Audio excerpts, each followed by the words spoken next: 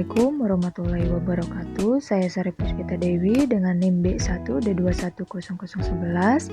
Saya akan menjelaskan materi struktur konstruksi 4, yaitu cantilever struktur sistem. Lalu definisi cantilever adalah jenis struktur yang didefinisikan oleh satu atau lebih elemen vertikal yang menopang beban pada ujungnya, sementara ujung lainnya tetap bebas atau tergantung. Struktur ini umumnya digunakan untuk menopang atap, jembatan, dan bangunan-bangunan lain yang memerlukan penyangga beban tanpa adanya dukungan di bagian bawahnya. Penerapan pada struktur cantilever yang pertama ada pembangunan jembatan, yang dimana sering digunakan dalam pembangunan jembatan untuk penyangga bagian-bagian atap atau jalan layang. Cantilever dapat digunakan untuk menopang segmen-segmen beton pracetak atau segmen baja yang dipasang secara bertahap untuk membentuk jembatan yang panjang. Kedua, konstruksi bangunan tinggi. Dalam pembangunan tinggi, struktur dapat digunakan untuk mendukung bagian-bagian atap atau struktur tambahan seperti balkon atau teras. Cantilever memungkinkan desain bangunan yang lebih menarik dan fungsional tanpa mengorbankan stabilitas dan kekuatan struktural. Ketiga, pembangunan dermaga. Cantilever terdistribusi sering digunakan dalam pembangunan tambahan seperti gudang, kios, atau tempat parkir. Struktur ini memungkinkan penggunaan lahan secara efisien dan memberikan akses yang mudah. Yang keempat ada konstruksi menara. Struktur tunduk sering digunakan dalam pembangunan menara untuk menopang struktur yang melengkung atau melayang di atas tanah. Menara-menara ini dapat digunakan sebagai menara pengamatan, menara transmisi, atau menara komunikasi. Dan terakhir, pembangunan penyangga. Dalam bidang arsitektur, struktur cantilever sering digunakan sebagai penyangga atau penopang bangunan untuk menciptakan ruang terbuka di bawahnya. Cantilever memungkinkan pembangunan ruang lebih luas tanpa memerlukan kolom atau tiang-tiang dukungan di tengahnya. Jenis-jenis komponen dan bahan cantilever. Yang pertama ada balok struktur cantilever.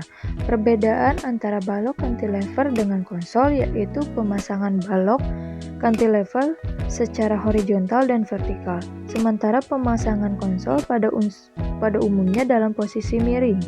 Namun demikian ada pula yang secara datar atau horizontal. Singkatnya, konsol dapat berperan sebagai balok cantilever untuk posisi pemasangan horizontal. Tetapi untuk posisi vertikal dan miring, peran konsol dan balok cantilever berbeda. Yang kedua, ada plat cantilever dan jenis bahan. Plat cantilever menyerupai dan bisa sama dengan slab plat beton, yaitu lapisan penutup bidang cantilever yang berada di atas atau menyatu dengan balok cantilever. Hal ini tentu tergantung jenis balok cantilever yang Anda gunakan, yang berarti berlaku untuk jenis cantilever pertama. Namun untuk cantilever jenis kedua, pemasangan pertama sisi plat cantilever langsung menyatu dengan bangunan tanpa menggunakan perkuatan balok. Lalu ada jenis-jenis cantilever pada konstruksi. Yang pertama, cantilever jembatan. Cantilever pada konstruksi jembatan atau lebih sering kita sebut cantilever jembatan, yaitu penambahan lebar jembatan yang berada pada sisi kanan dan kiri jembatan, sehingga secara keseluruhan jembatan makin lebar. Cantilever jembatan juga bisa kita artikan sebagai sayap jembatan, karena dua bidang tersebut posisinya menggantung pada balok struktur jembatan.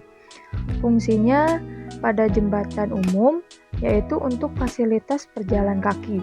Dengan demikian, cantilever jembatan yaitu satu kesatuan dengan elemen struktur jembatan, sebab menerima beban tambahan yang berguna selain berat sendiri, yaitu orang yang berjalan di atasnya. Yang kedua ada cantilever balkon, yang merupakan pertambahan satu bidang pada konstruksi dak lantai yang menonjol keluar dan menggantung pada lantai dak utama. Umumnya cantilever balkon ada pada menggunakan gedung bertingkat dan dengan ketinggian yang tidak terbatas, artinya bisa berada lantai 2, 3, dan seterusnya. Pula bisa berada pada interior maupun eksterior. Fungsi cantilever balkon lebih kompleks bila dibandingkan dengan cantilever jembatan, yaitu sebagai tempat untuk melakukan aktivitas serta menyimpan barang, bukan sekedar untuk melintas atau berjalan kaki. Jadi, cantilever balkon juga merupakan bagian yang tidak terpisahkan dengan konstruksi dak, karena kekuatannya terletak pada konstruksi dak. Yang ketiga ada retaining wall atau dinding penahan tanah, yaitu salah satu contoh cantilever vertikal yang terletak pada permukaan tanah keras sebagai tumpuan untuk menahan tanah agar tidak longsor, sekaligus untuk mempertahankan posisi supaya retaining wall tetap kokoh, tidak retak atau roboh akibat besarnya tekanan tanah.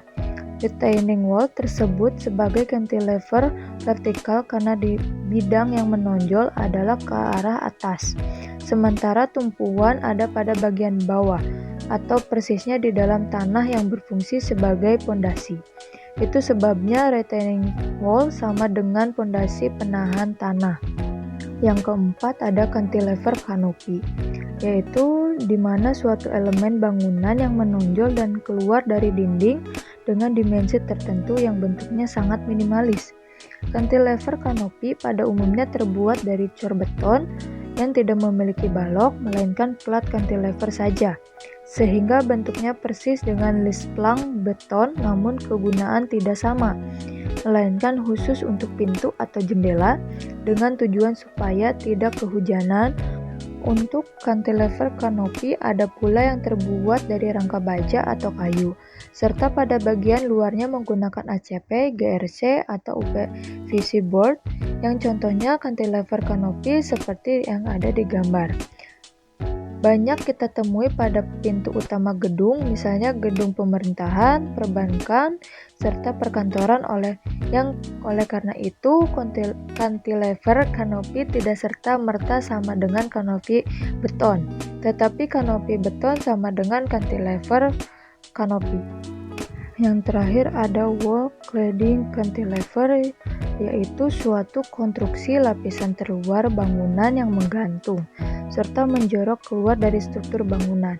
Mirip dengan retaining wall, pemasangan cantilever cladding juga secara vertikal, namun tumpuan rangka dari samping wall cladding antara lain pada kolom struktur beton, kolom baja, kolom gable, atau pada kuda-kuda. Cantilever cladding ada bermacam-macam, tergantung jenis bahan yang dipakai. Pasti memiliki balok konstruksi serta menjadi bagian dari struktur bangunan. Khususnya untuk bangunan industri dan pabrik, cantilever sama dengan list plank baja yang berbentuk segitiga, yang sangat unik karena berfungsi sebagai dinding sekaligus list plank bangunan, dan pemasangannya pun menggantung pada struktur.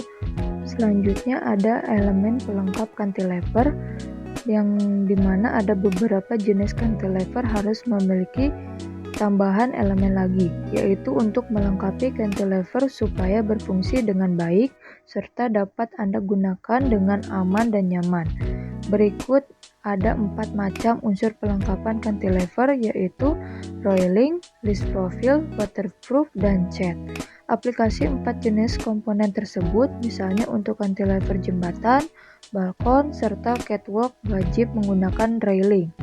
List profile untuk cantilever balkon, kanopi beton, serta wall cladding cantilever, sementara waterproof adalah untuk balkon eksterior atau untuk kanopi beton. Kesimpulannya yaitu yang pertama memiliki ukuran dalam wujud 3 dimensi atau panjang kali lebar kali tebal. Kedua, pemasangan cantilever bisa pada eksterior maupun interior. Tiga, tidak memiliki tiang penyangga atau skur pengaku. Keempat, ada yang memiliki balok cantilever tapi ada pula yang tidak sama sekali. Kelima, tumpuan cantilever hanya pada satu sisi dan dengan sistem sendi atau jepit.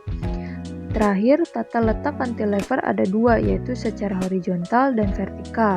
Sekian dari saya, mohon maaf apabila ada kesalahan dan kekurangan. Saya ucapkan terima kasih. Assalamualaikum warahmatullahi wabarakatuh.